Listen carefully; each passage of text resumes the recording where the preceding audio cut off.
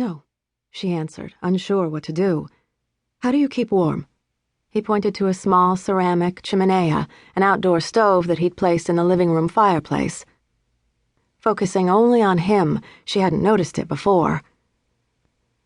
"At night, I put wood in. Most everyone down here has something like this that they light up once the police patrols pass by. They don't usually come back after 9, so we start fires. It helps." "Wouldn't it be easier to just put wood in the fireplace?" "The ceramic holds the heat better." He smiled. "Light?" "An oil lantern.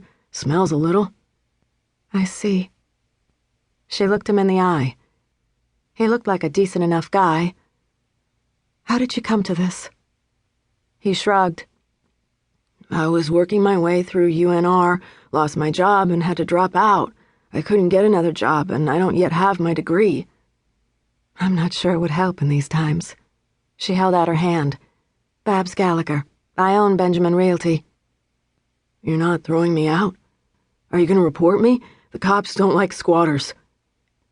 "Actually, I'd rather have someone inside the house who isn't destructive than for it to be empty. Here's my card." "Thanks."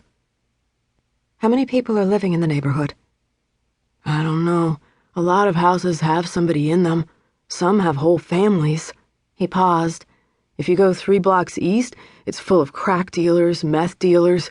I hope they don't move into our neighborhood. It's the end when they do." "Yes." She hesitated. "Your name?" "Donald Vay." She headed for the door. "I promise not to tell." Once back in her SUV, a good vehicle in which to haul clients, especially if they were tall, she sat for a moment. Then she started the motor, turned the vehicle around, and drove to 141 Spring. Again, the lockbox had been removed. Opening the door, Babs surprised a little girl who was bundled up and riding a pink tricycle around the living room. The chill in this house was sharper than that in Donald Vay's. Smiling, Babs asked, "Where's your mommy?" "Out. Who are you?" "I'm Mrs. Gallagher. That's a nice tricycle." "Uncle Bob bought it for me. I have lots of uncles, do you?" "I did." Babs' voice sounded soothing. "Are you here alone?" "Mommy told me never to answer that." "I see. Do you have any idea where Mommy is?" "She's next door. She works there, and I have to stay here while she works." "I see." Babs walked into the kitchen. The child followed, nearly running her over. The kitchen counter held bottled water neatly lined up, canned food, and a small camp stove. A skillet rested on the one burner. A cooler was on the floor. "Honey, when was the last time you ate?" The little girl shrugged. Babs then asked, "Are you hungry?" The child, not fearfully but forcefully, replied, "Mommy told me never to take food from anyone." "Your mommy told you some important things. I'll go next door and talk to her." "She'll get mad." With that warning in her ears, Babs left the little girl to her tricycle and walked across the denuded front lawn to the next house, which wasn't her listing. She noticed a few cars parked farther down the street. She was going to knock on the door, but then she thought better of it. Carefully, she opened the door. It was warmer in this house.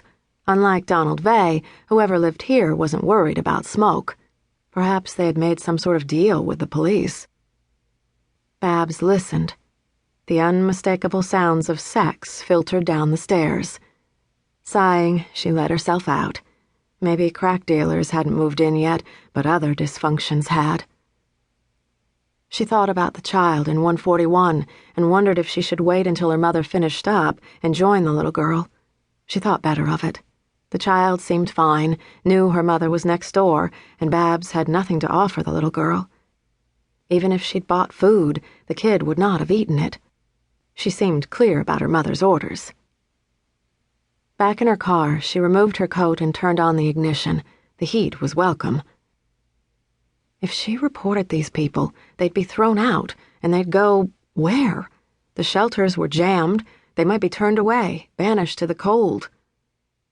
As numerous courses of action ran through her mind, she noticed several children coming home.